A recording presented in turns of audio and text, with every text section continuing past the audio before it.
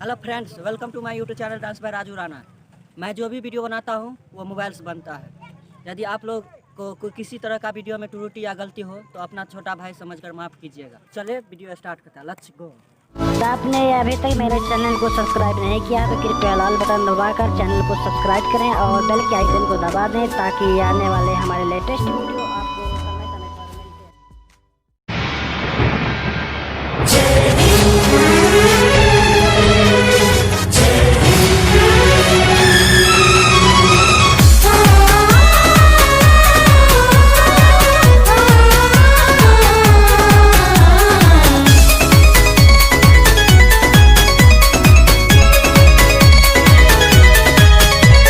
हिंदू मुस्लिम सिख ईसाई सभी आपस में भाई भाई।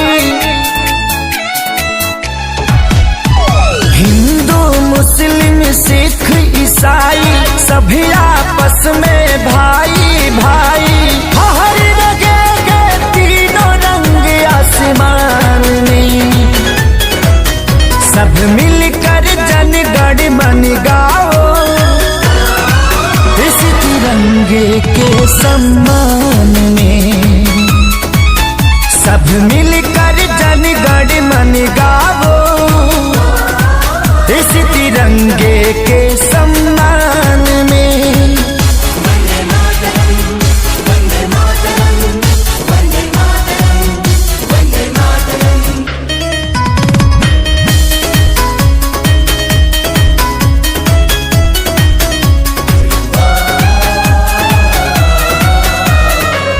लोगों ने दी कुर्बानी उनका हम पर कर्ज है। आजादी को कायम रखना हम सभी का फर्ज है। इसकी लहर में माँ की ममता बूढ़े बाप की सीख है। मासूम बच्चों की किलकारी विधवाओं की चीख है। दाग लगे ना भारत माँ के शान में।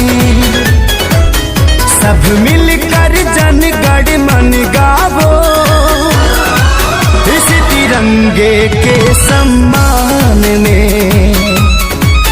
सब मिलकर जनगण मन गावो इस तिरंगे के सम्मान में।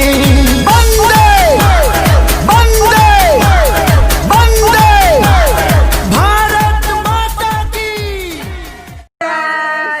मैं उम्मीद करता हूँ कि मेरा डांस वीडियो पसंद आया होगा। अच्छा लगे तो लाइक, कमेंट्स, शेयर, भाई के सपोर्ट करने के लिए चैनल को सब्सक्राइब करें और साथ में बेल आइकन को दबाना ना भूलें। तो चल बाय, अगले वीडियो में मिलते हैं। धन्यवाद।